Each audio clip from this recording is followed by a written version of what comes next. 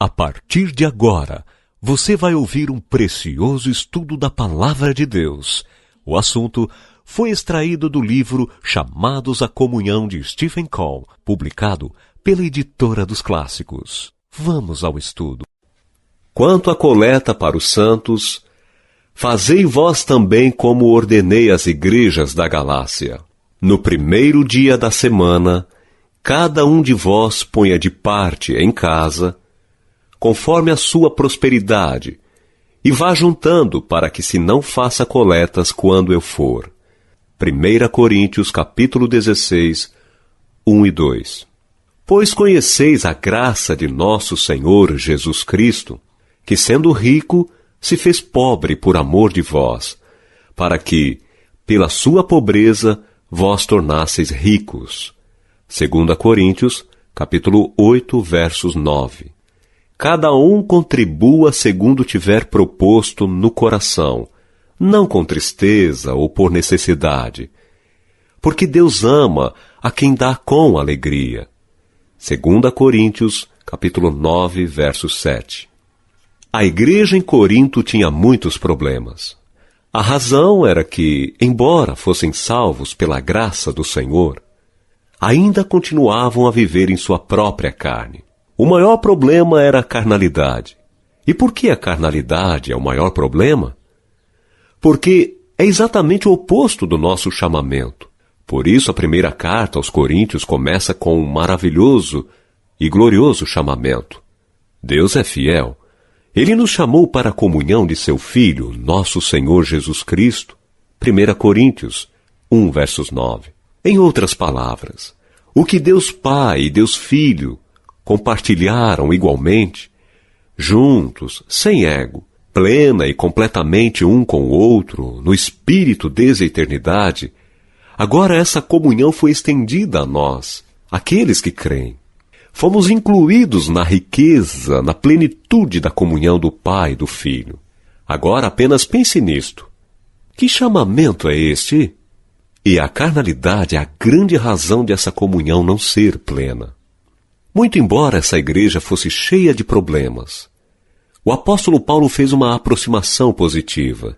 Em outras palavras, ele tentou nos mostrar o que é a comunhão, para que pudéssemos ser livrados de tudo que é tão baixo, tão contraditório, tão profano, tão impuro e tão desagradável a Deus.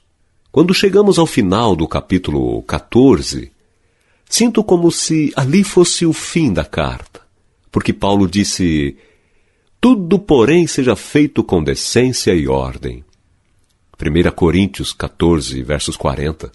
Se todas as coisas entre o povo de Deus têm sido feitas decente, bela, harmônica e pacificamente em comum acordo, em um espírito, em uma mente, até em uma mesma pregação, e há uma ordem divina entre eles, você poderá dizer, e o que mais é necessário? Mas há mais 2 capítulos que se seguem. Um capítulo é sobre a ressurreição, ou seja, entre os crentes de Corinto havia alguns que não criam na ressurreição. Se alguém não crê na ressurreição, isso é ataque direto ao verdadeiro significado do Evangelho de Jesus Cristo. Assim, o apóstolo Paulo reiterou o que é o Evangelho. Cristo morreu por nós, conforme as Escrituras. Ele foi morto e foi levantado da morte, de acordo com a palavra. E apareceu a um número de pessoas para mostrar que ele está vivo. E porque ele vive, nós também vivemos. E isso é muito importante. E a partir disso, compartilhamos sobre o assunto das falsas doutrinas. Porque por toda a história da igreja vemos que a falsa doutrina está sempre ali. Sempre que houver verdade, há falsificação. Ou podemos colocar de outra forma. Sempre que houver falsificação, haverá o verdadeiro em algum lugar. E é muito, muito importante para o povo de Deus, especialmente nesses últimos dias, que sejamos vigilantes, cautelosos, para que sejamos fiéis à palavra de Deus. Sejamos fiéis ao Espírito de Deus que irá explicar sua palavra a nós. E ainda mais, precisamos da proteção do corpo de Cristo.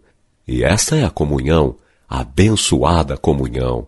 O outro capítulo é sobre a coleta para os santos. Pessoalmente, não creio que a igreja em Corinto perguntou a Paulo sobre este assunto, mesmo porque a Bíblia diz: ora, quanto à coleta, não é algo que a igreja em Corinto perguntou a Paulo. Por quê? Porque devido à carnalidade deles, mesmo quando Paulo menciona sobre isso no meio deles, no princípio, eles respondem, mas não cumprem. Por isso Paulo aqui menciona sobre este assunto da coleta outra vez. Ora, sabemos que isso é algo que sempre esteve no coração de Paulo. Ele sempre tinha em seu coração os pobres, porque este é o Espírito de Cristo. Você se lembra do que é dito de nosso Senhor Jesus em Isaías 61, verso 1? O Espírito do Senhor Deus está sobre mim, porque o Senhor me ungiu para pregar boas novas aos mansos. E o cumprimento disso está em Lucas, capítulo 4. Foi no princípio do ministério de nosso Senhor na Galiléia. Ele entrou na sinagoga em Nazaré e deram a ele o livro de Isaías. Ele abriu no capítulo 61 e leu: O Espírito do Senhor está sobre mim, pelo que me ungiu para evangelizar os pobres. Assim, em outras palavras, você constata que é o verdadeiro Espírito de Cristo. Ele sempre se lembra dos pobres. E ao servir ao Senhor, Paulo tinha o mesmo encargo em seu coração. Você se lembra de que em Atos, capítulo 15, depois que chegaram a Jerusalém, as 3 colunas da igreja em Jerusalém, Tiago, Pedro e João, deram a destra de comunhão a Barnabé e Paulo? E disseram a Barnabé e Paulo: Nós vamos à nação judia e vocês vão aos incircuncisos, às nações, mas lembre-se dos pobres. E Paulo disse: Isso é algo que sou sempre diligente em fazer. Isto está em Gálatas, capítulo 2. Assim você nota que os pobres estão sempre no coração de Paulo. Se você ler o livro de Atos, no princípio da história da igreja, descobre que na igreja em Antioquia, em Atos 11, naquele tempo havia um profeta que desceu de Jerusalém chamado Ágabo. E ele profetizou que haveria uma grande fome sobre todo o mundo habitado. E isso aconteceu no tempo do imperador Cláudio. E vocês sabem o que a igreja em Antioquia fez? Arrecadou ajuda e a enviou a Jerusalém pelas mãos de Barnabé e Paulo. Mais tarde, vemos que para todo lugar que Paulo foi em sua viagem missionária, ele sempre tentou ajudar o povo de Deus, especialmente os gentios, a pensar nos pobres em Jerusalém e na Judéia. Ele fez isso na Galácia, na Acaia e na Macedônia. Por isso, aqui ele menciona este assunto da coleta. Porque naquele tempo os crentes em Jerusalém e na Judéia pareciam estar em pobreza, e as igrejas no mundo gentio aparentavam ser mais prósperas. Paulo sempre relembrava esses crentes em todos os lugares para se lembrarem dos pobres e fazia coleta. Realmente, quando esteve pela primeira vez em Corinto, ele mencionou este assunto aos crentes. E em seu primeiro amor e em seu zelo, eles prometeram que fariam isso. Mas, infelizmente, por continuarem a viver em sua própria carne, logo esqueceram.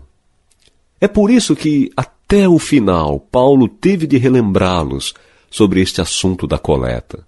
E ele até mesmo sugeriu-lhes uma forma sistemática. Por que vocês não fazem desta forma? Em todo o primeiro dia da semana, este é o dia que o povo se reúne.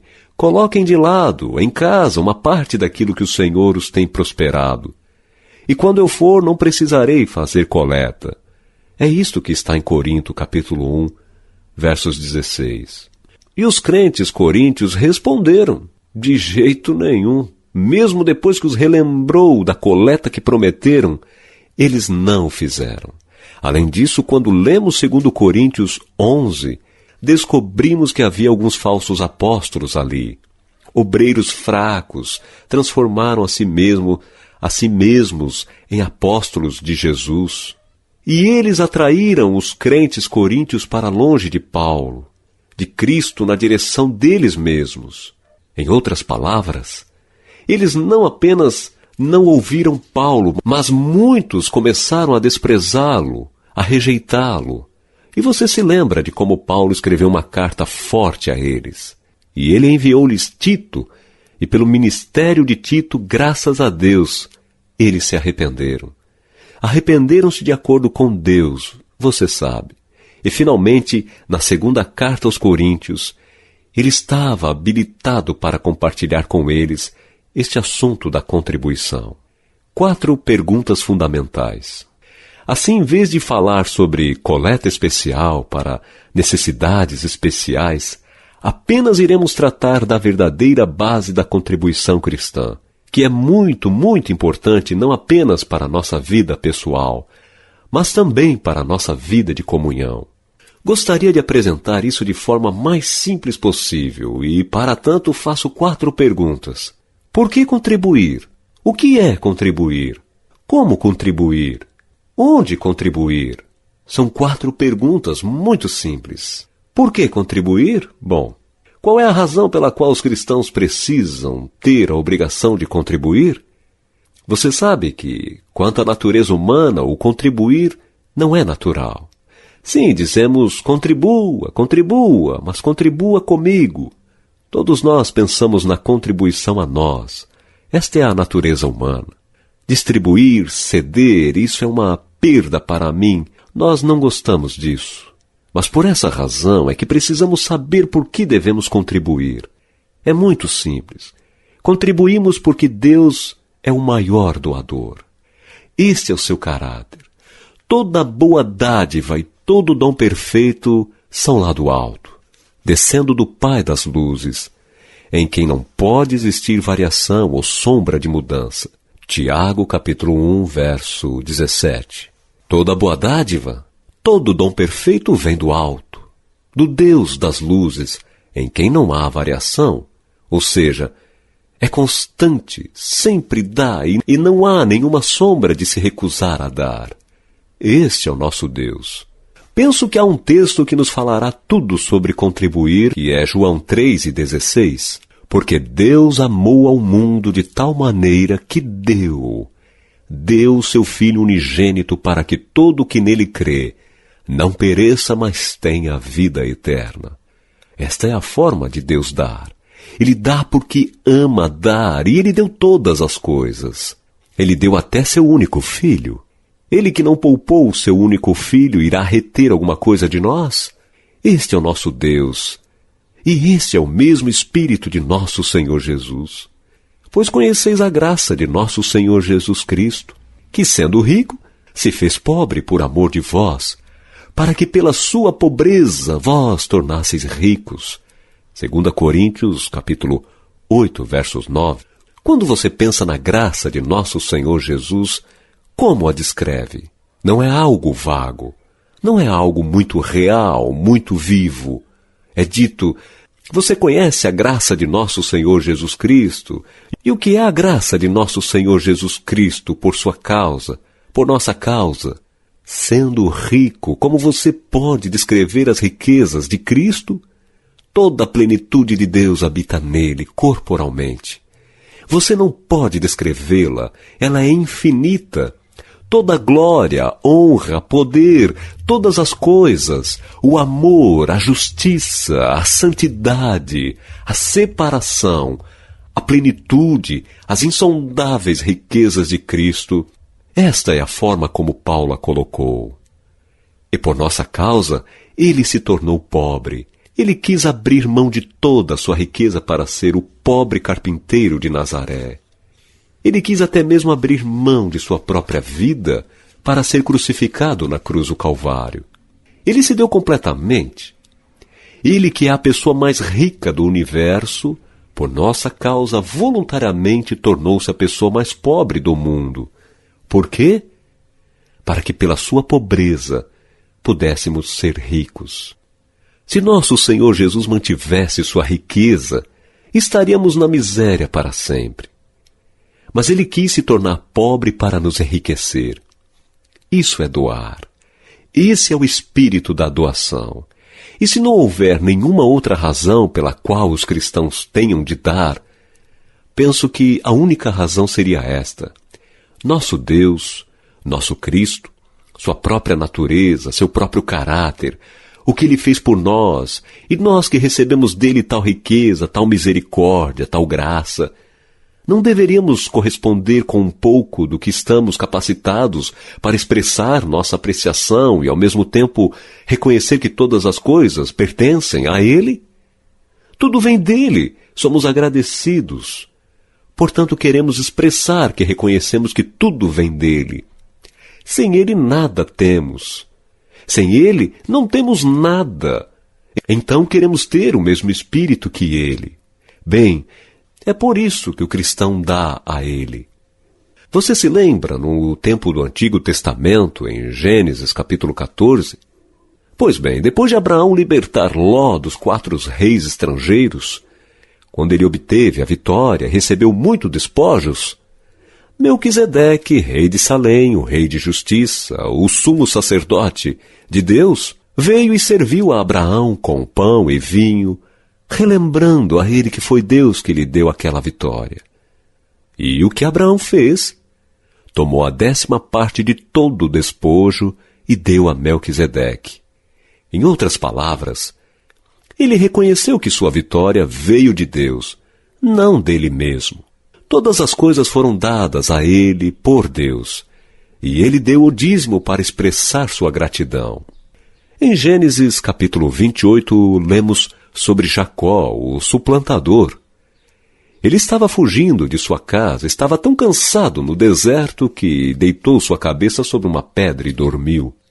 Deus apareceu para ele e disse: Eu sou o Deus de seu pai. Eu vou abençoar você. Eu vou abençoá-lo. Eu vou até mesmo aumentar sua semente, e a sua semente será bênção para todas as nações.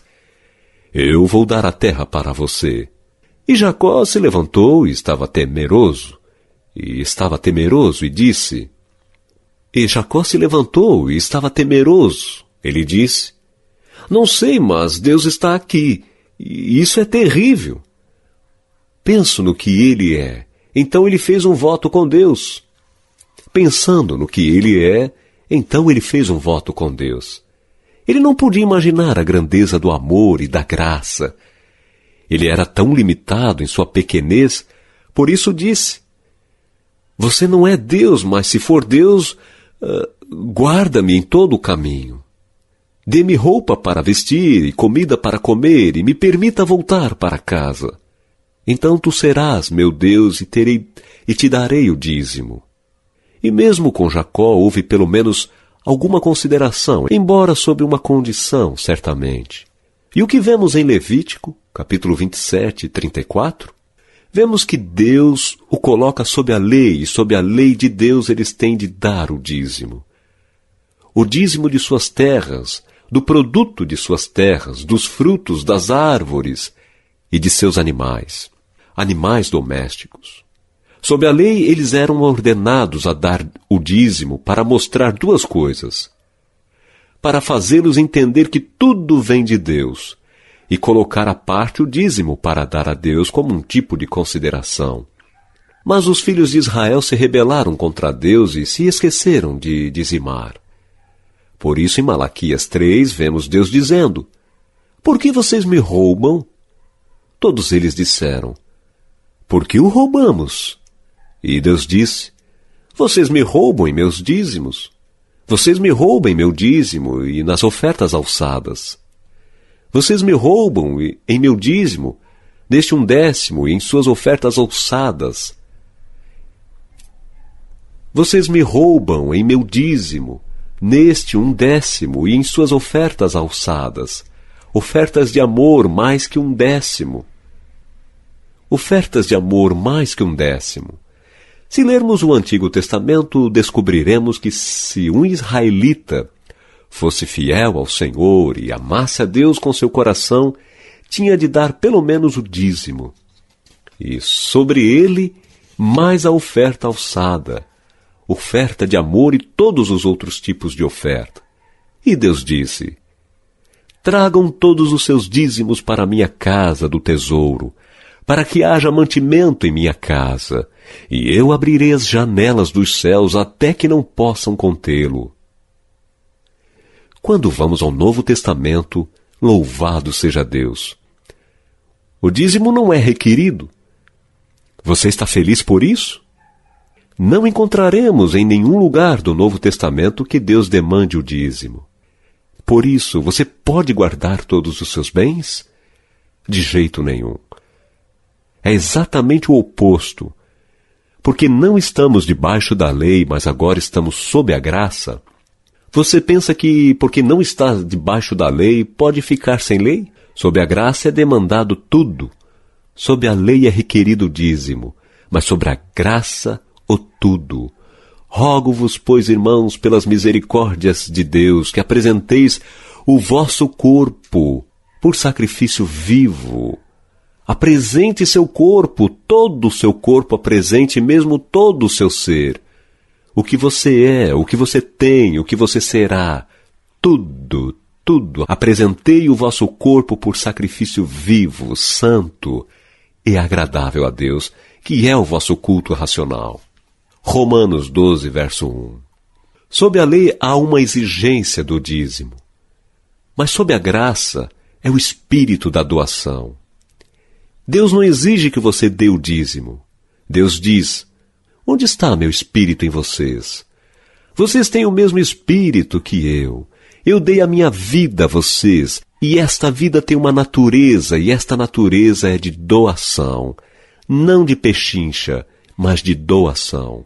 Por isso Deus diz que agora não é uma questão de 1/10, é uma questão de 10 décimos. Apresente seu corpo como sacrifício vivo, todo o seu ser. Dê de volta ao Senhor como uma expressão de reconhecimento de que Deus deu todas as coisas. E esta é a sua resposta, a sua consideração para com Ele. Não é uma exigência, não uma demanda da lei, é uma súplica, um rogo de Deus. Deus roga a você. Se você é governado pelo seu amor, constrangido pela sua misericórdia, o que você mais pode fazer? Você é dele, completamente dele. Este é o espírito da doação. Você está disposto a se tornar pobre para que outros sejam enriquecidos? Esta é a razão para a contribuição. O que é contribuir? Temo que na nossa conclusão esteja errada. Se lermos 2 Coríntios 8 e 9, veremos que o apóstolo Paulo, quando fala sobre a contribuição, usa umas poucas palavras especiais. Nós nunca pensaríamos que essas palavras estão ligadas à contribuição. A primeira palavra é: o que é contribuir? Ele menciona este assunto da contribuição como graça, pedindo-nos com muitos rogos a graça de participarem da assistência aos santos. E que nos levou a recomendar a Tito que, como começou assim, também complete esta graça entre vós. 2 Coríntios, capítulo 8, versos 4 até o 6. Por todo este capítulo e no próximo descobrimos que a contribuição cristã é a correta interpretação, o significado da graça. A contribuição é graça. Bem, por que é assim? Essa palavra graça, de acordo com o grego, traz 3 significados. A graça objetiva, a expressão da graça, a resposta da graça. A graça é algo tão gracioso, tão belo, que tira de você um gozo, um sentimento de prazer. Isto é a graça. Por essa razão, Deus é a graça. Cristo é cheio de graça. Quando olhamos para Ele, Ele é tão belo, tão gracioso, tão atraente, que tira de nós uma animação e adoração em grande quantidade a Ele. Isto é graça. E então, graça é uma expressão, porque quando algo é feito livremente, abertamente, sem nenhuma condição, alegremente, com contentamento de forma geral, esta é a forma pela qual Deus dá. Esta é a forma pela qual a graça é expressa. É a resposta da graça. Aqueles que receberam graça devem ser graciosos. Você se lembra da parábola do credor incompassivo? Mateus 18, 23 até o 35? Como um servo devia ao seu senhor? Era algo tremendo e inimaginável que ele nunca poderia devolver. E ainda assim, quando seu senhor o perdoou, ele saiu, encontrou outro servo e o sufocou, dizendo: paga-me o que me deves. Era uma dívida pequena e ele colocou o devedor na prisão. E o Senhor disse: se você não é gracioso, tudo bem, então a graça lhe será retida. Você irá para a prisão. Isto é o que é a graça. Agora pense em Deus. Ele é gracioso. A beleza a ser vista é que Ele dá livremente, sem condição e de forma geral. E sua graça deveria tocar nosso coração para nos transformar, para que também sejamos graciosos. Assim, a contribuição é graça. Se recebemos tal graça de Deus, como não podemos ser também graciosos? E como expressamos nossa graciosidade? Contribuindo. Não retendo, não tomando, mas contribuindo.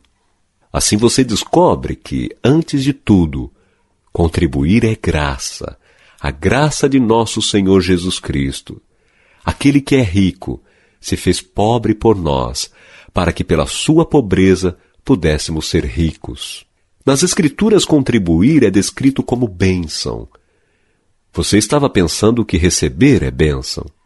Quem pensa que dar é bênção? Mas Deus olha para isso muito diferentemente. Nas Escrituras, contribuir é descrito como bênção. Você estava pensando que receber é bênção. Quem pensa que dar é bênção? Mas Deus olha para isso muito diferentemente. É mais graça dar do que receber.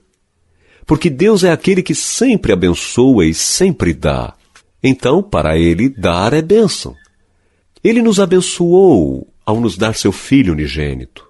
É uma bênção quando contribuímos, pensamos. Pode ser que se eu contribua, pode ser que se eu contribuir, perderei algo, serei subtraído. Porque bênção para mim é aumentar. Mas agora é diminuir. Como podemos ser uma bênção? A palavra de Deus diz que dar é como semear uma semente. Quando o fazendeiro semeia a semente, por todo o período de crescimento ele está perdendo. No entanto, se ele não semear, não pode colher. Se for escasso, então a colheita será escassa. Se for liberal, colherá liberalmente, certo? Por isso a Bíblia diz que a contribuição é como semear. Portanto, é uma bênção. Quando o fazendeiro semeia, sua colheita é bloqueada, porque ele não pode ver. Mas espere até que haja a colheita. Assim é dito, muito escasso. Colheita muito escassa. Muito liberal, colheita muito liberal. Indubitavelmente. Agora, isso é dar, é uma bênção. Se você retiver, quanto mais retiver, menos vai ter. Isso é o que acontecerá. Quanto mais você der, Deus dará mais, porque Ele vê seu despojamento, assim você pode dar mais. É uma bênção. O que é contribuir? É comunhão, compartilhar. Deus não quer que sejamos individualistas, que pensemos apenas em nós mesmos. Ele nos colocou no corpo de Cristo. Ele quer que compartilhemos aquilo com que fomos abençoados. E quanto mais você compartilha, mais Ele o supre, para que você possa compartilhar mais. Quanto mais você retiver, menos retornará. E assim acontece não apenas nas questões materiais, mas também nas espirituais. Você será como um mar morto, recebe todo o tempo, mas nunca dá. É um mar morto. Não haverá coisas vivas ali. Você precisa ser como o Jordão. Tudo que é recebido você entrega. É vivo, é corrente. E qual é a bênção dessa comunhão? É que não somente você foi libertado, mas outros foram enriquecidos. E porque você quer contribuir, assim Deus lhe confia mais. E por que você contribui?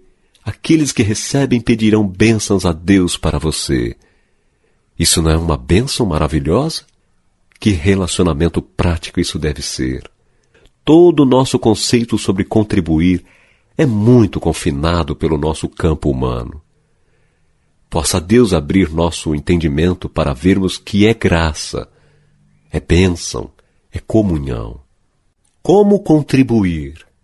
Em primeiro lugar, você dá a si mesmo ao Senhor, como os macedônios, que estavam em profunda pobreza e ainda assim tinham de tal forma o Espírito de Cristo neles que quiseram compartilhar com seus irmãos necessitados em Jerusalém. 2 Coríntios, capítulo 8. Assim, perguntaram se podiam compartilhar, mas primeiro deram a si mesmo ao Senhor e então deram aos irmãos. Como você contribui? Se primeiro você não der a si mesmo ao Senhor, mesmo que você contribua, Deus não se contenta com isso, porque não vem dele, mas de você mesmo. Assim as pessoas podem ser naturalmente muito generosas, porém isso não significa que elas deram e Deus se agradou. Isso precisa vir de sua vida. Por essa razão, antes de tudo, dê a si mesmo ao Senhor. E o Senhor diz a alguém que não dá a si mesmo a Ele: você não precisa contribuir. Pode guardar para você mesmo. Como você contribui? Dê a si mesmo ao Senhor. Em segundo lugar, contribua em segredo. Em Mateus capítulo 6, nosso Senhor disse: não dê como os hipócritas. Quando eles dão, soam as trombetas, tanto na igreja como nas ruas.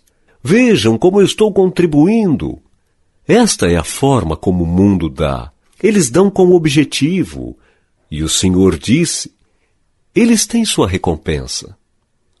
Quando você contribuir, não deixe sua mão esquerda saber o que a direita está fazendo. Então você diz: isso é impossível.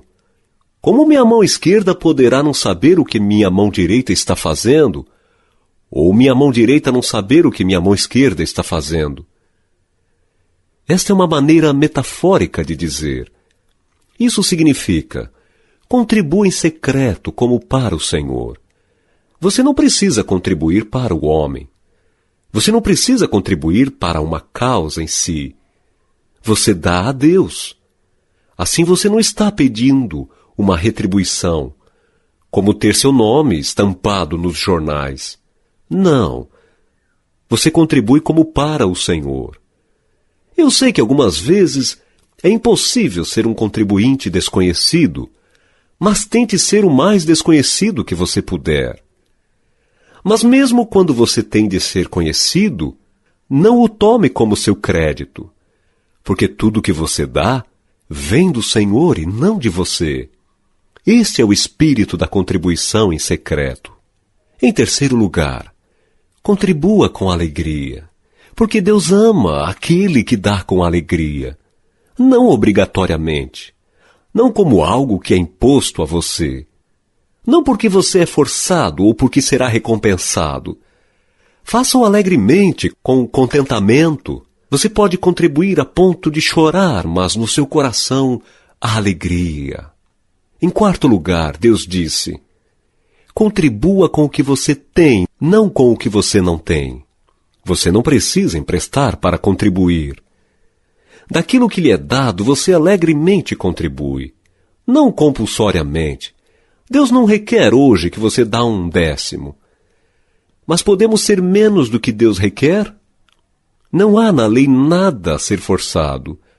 Tudo depende de seu relacionamento com o Senhor. Temo que muitos de nós, se realmente entendemos o que é contribuir, precisamos mudar nosso estilo de vida. Dizemos que não temos nada para dar. Minha família para cuidar, todas as coisas para manter, gasto cada centavo com elas. Não posso dar nada. Certo. Se você não pode contribuir com nada, Deus diz, você não precisa contribuir com nada. Tudo bem. Você não está debaixo da lei, está debaixo da graça. mas olhe para o seu estilo de vida. A forma como vivemos precisa ser mudada. Deus tenha misericórdia de nós. Algumas vezes é o pobre que contribui, o rico não, e então, por amor ao filho, todos os dias da semana dão sistematicamente. Daquilo que Deus o prosperou, coloque à parte algo para ajudar a cultivar o hábito de contribuir. Assim é como você contribui. Onde contribuir? E, finalmente, onde contribuir? Contribuir é um exercício espiritual. É porque um exercício espiritual é mais do que uma contribuição natural. Ao contribuir, você aprenderá muito diante de Deus. É algo que você precisa ir ao Senhor para perguntar: para onde vai minha contribuição? Não apenas pela necessidade, porque a necessidade está em todo lugar. Como você pode saber para onde ir com o pouco que lhe foi confiado? É um exercício espiritual. É uma coisa séria. O que Deus deu a você é uma confiança.